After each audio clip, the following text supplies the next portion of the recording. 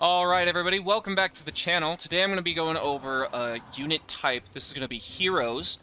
Specifically taking one or two of them in an army. This could be useful in single player or multiplayer, but I think it's a really good strat that not everybody utilizes, and I would highly recommend utilizing.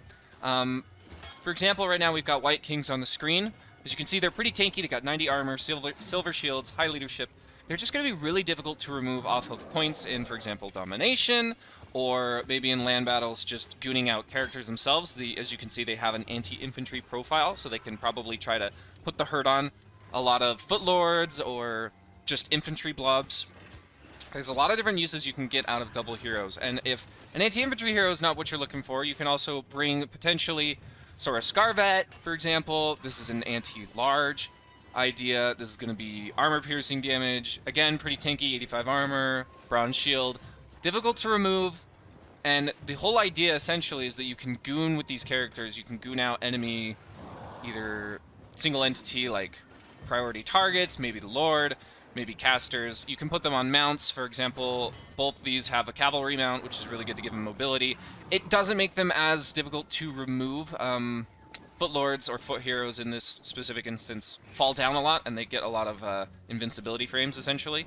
So taking them in a foot variant is really good in, I would say, domination or a scenario in which you really want to hold specific points.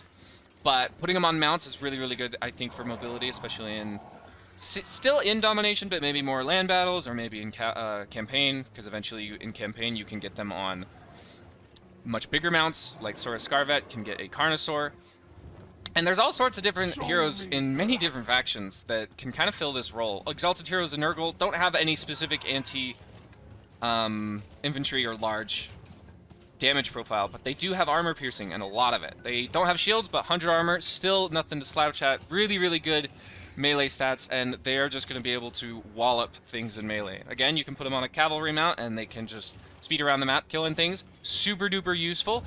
You also have the option of taking heroes in ranged variants that have just missile strength and putting them on mounts if you like or not. Doesn't matter.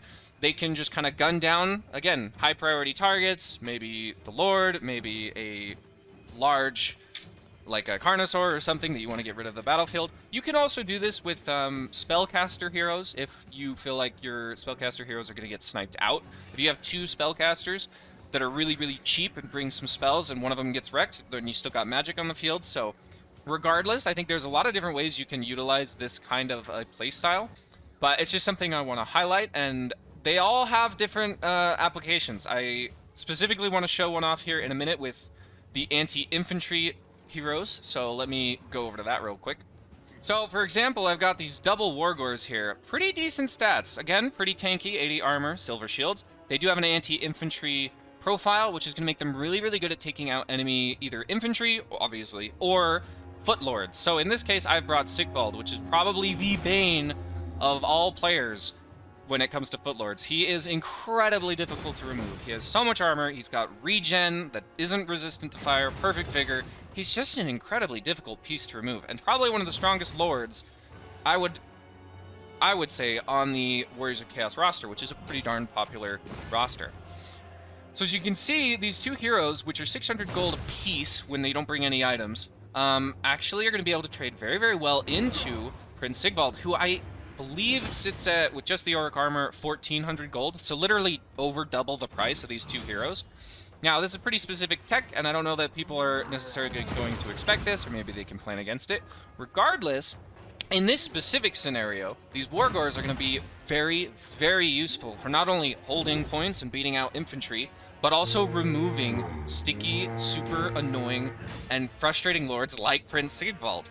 So, as you can see, pretty unique scenarios. You can find really, really good uses for heroes. So as you can see, they do take the victory over Sigvald with plenty of HP left, plenty of staying power still left for either a domination match or whatever battle you may be fighting. Tons and tons of use you can get out of these little guys.